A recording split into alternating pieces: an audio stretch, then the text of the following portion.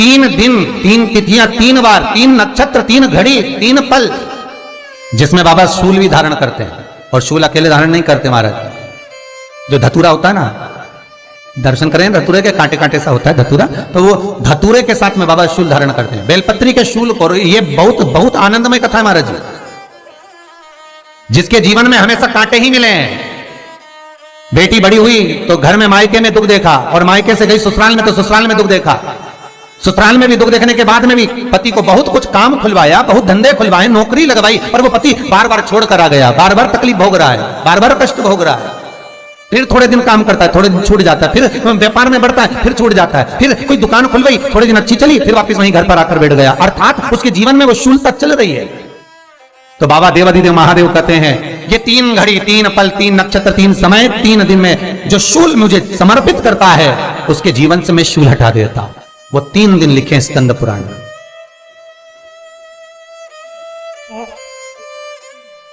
महाराज बैसाख महीने में जो प्रदोष आती है, बैसाख के महीने में बहुत ध्यान से सुनना भाई, जो अपनी जिंदगी से बहुत तंग आ गए हो, परेशान हो गए हो, कष्टमय जीवन जी रहे हो, बहुत दुखी हो गए हो, उनके लिए ये स्कंद पुराण का चरित्र फिर मिले ना मिले, आप प्रेम से सुन लो। भाव पहला, बैसाख महीने की प्रदोष, चाहे वो शनिचरी प्रदोष हो, चाहे रविवार की हो, सोमवार की हो, मंगल की हो, बुधवार की हो, गुरुवार की हो, शुक्रवार की हो, शनिवार की हो, कोई भी वार की हो, पर बैसाख महीने की प्रदोष, प्रदोष काल में शाम का समय सूर्य डूब रहा हो, बस डूबा ही हो, और उस समय पर सूर्य के डूबन के तुरंत बाद बाबा को धतूरे के साथ में बेलपत्री ना चढ़ाते हुए बेलपत्री के वृक्ष के 7 कांटे बाबा के शिवलिंग पर समर्पित करे जाते हैं महाराज, अपनी जिंदगी में अड़चनों को हटाने के लिए। फिर आप जिस व्यापार में उतरे, जिस व्यवसाय में उतरे, जिस नौकरी में उतरे, आप दिल से करें, आपको तरक्की मिलेगी। आप हार नहीं सकते, नीचे नहीं आ सकते, उन्नति पर ही चढ़ेंगे। एक वैशाख मास की प्रदोष, दूसरा शिवरात्रि के दिन मध्याह्न का समय।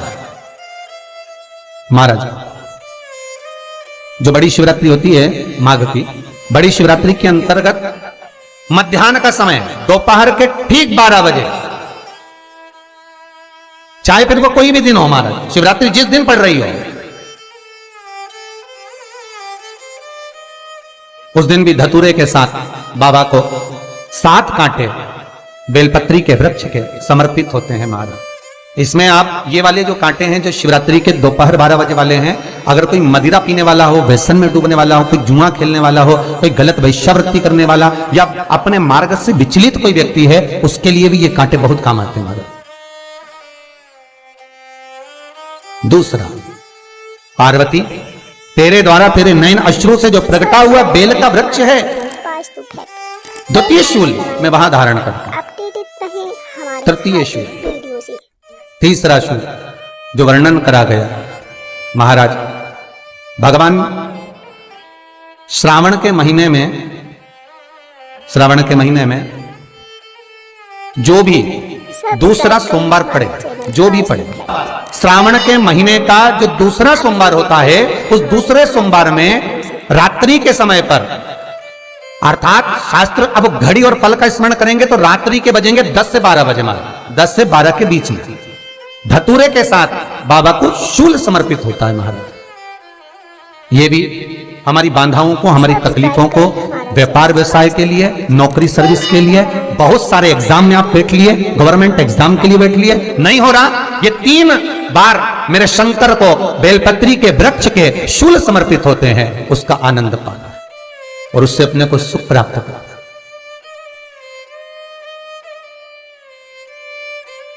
कि बाबा भोलेनाथ जी के नयन अश्रु से जो प्रकट हुआ वो रुद्राक्ष का पौधा है, माता पार्वती के नयन अश्रु से जो प्रकट हुआ वो बेलपत्री का पौधा है, और उमा और महेश, जिस महेश के वंशज है महेश्वरी, जिनकी 12 खाम प्रगटी है भगवान महेश के द्वारा। सब्सक्राइब करें हमारा channel Vastu fact, bell icon दबाएं ताकि आप अपडेटेड रहें हमारे हर। वो महेश उमा और महेश का जो चरित्र है कि उमा और महेश का जब प्रागट्य हुआ, उमा और महेश जब दोनों आनंद में विभोर होकर जब चलते हैं और दोनों के बैठने से तप मुद्रा से जो पौधा उत्पन्न होता है वो शमी का पौधा। Channel Vastu facts bell icon दबाएं ताकि आप अपडेटेड रहें हमारे हर एक वीडियो से। शमी का पौधा। तो एक बात ध्यान रखिए, शिव जी के द्वारा जो निर्मित हुआ उसमें कोई शूल नहीं है, उसमें कोई कांटे नहीं है। पार्वती के द्वारा जो निर्मित हुआ बेलपत्री का पौधा, उसमें कांटे हैं। और पार्वती के मिलन से भी जो उत्पन्न हुआ है शंकर के साथ में, उसमें भी कांटे। शमी के पौधे में भी कांटे, शमी के वृक्ष में भी कांटे। सब्सक्राइब करें हमारा channel Vastu facts, bell icon दबाएं ताकि आप तो पार्वती जी स्कंद पुराण में प्रश्न कर रही हैं भोलेनाथ जी से कि प्रभु मुझे ये बताओ कि आपके द्वारा जो निर्मित हुआ उसमें शूलता नहीं है, पर मेरे द्वारा जो निर्मित हुआ उसमें शूल क्यों आया है, उसमें कांटा क्यों आया है? थोड़ा सा माताओं, मेरी जीजियों, आपको थोड़ा बुरा तो लगेगा इस प्रसंग को सुनकर, पर लग जाए, पर आज कथा निकली है तो सुन लो है? हमारे हर एक वीडियो से कि शिवजी जिस रुद्राक्ष को उत्पन्न कर रहे हैं उसमें शूलता नहीं है,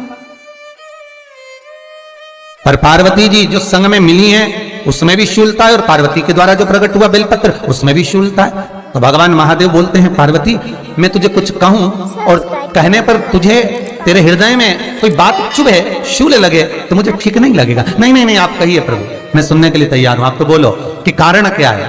भगवान कहते हैं पार्वती बस अंतर इतना है, नारी का जो स्वभाव होता है, स्त्री का जो स्वभाव होता है, उसके हृदय में छोटी छोटी बात के शूल बहुत होते हैं। जेठानी ने ये कह दिया, देवरानी ने ये कह दिया, तुम्हारी मम्मी ये बोल दी, तुम्हारे पापा ने ये कह दिया, तुम्हारी बहनों ने ये कह दिया, तुम्हारे भाई ने ये कह दिया, तुम्हारे रिश्तेदार ने ये बोल दिया। ये नारी के भीतर ये शूलता रहती है। तो पार्वती जी बोली कि जितना तप आपने करा उतना तप मैंने करा, और जितनी साधना आपने करी उतनी साधना मैंने करी, और जितना आराधना दिल से आपने करी उतनी आराधना दिल से मैंने करी, फिर इसमें शूलता कहां से आ गई? भगवान शिव बोले बस पार्वती बात इतनी सी है कि जब मैं आराधना करने बैठता हूं तो मेरी दृष्टि में सम्मुख में कुछ नहीं होता। जब मैं आराधना करने बैठता हूं तो मेरी दृष्टि में मेरे सम्मुख में कुछ नहीं होता कि कौन ने क्या करा है, कौन ने क्या बोला है, कौन क्या कर रहा है, उससे मुझे मतलब नहीं होता, उससे मुझे कोई मतलब नहीं। पर पार्वती जब तू आराधना करने भी बैठती है ना तो तेरी चित्त वृत्ति में कहीं ना कहीं किसी ना किसी रूप में कोई शूल आ ही जाता है।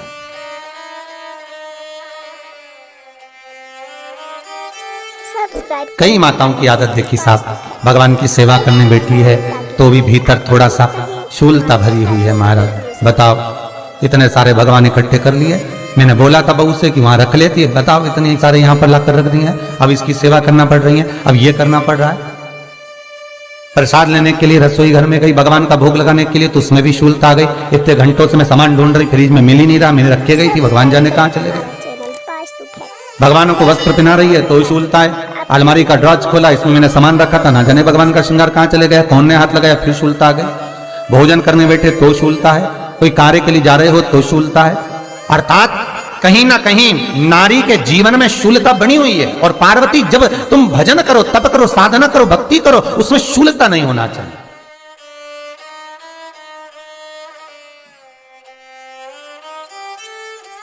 पार्वती जी ने कहा भोलेनाथ तो क्या आप मुझे स्वीकार नहीं करेंगे बेलपत्री के रूप में? क्या मुझे स्वीकार नहीं करेंगे शमी पत्र के रूप में? पद्म पुराण, स्कंद पुराण, लिंग पुराण, नर्मदा पुराण और शिव महापुराण, ये सारी पुराणे वर्णन करती है। पार्वती जी का खंड आनंद वर्षित कर रहा है, वर्णन कर रहा है। पार्वती खंड वर्णन कर रहा है, सती खंड वर्णन कर रहा है, उमा संहिता वर्णन कर रही है।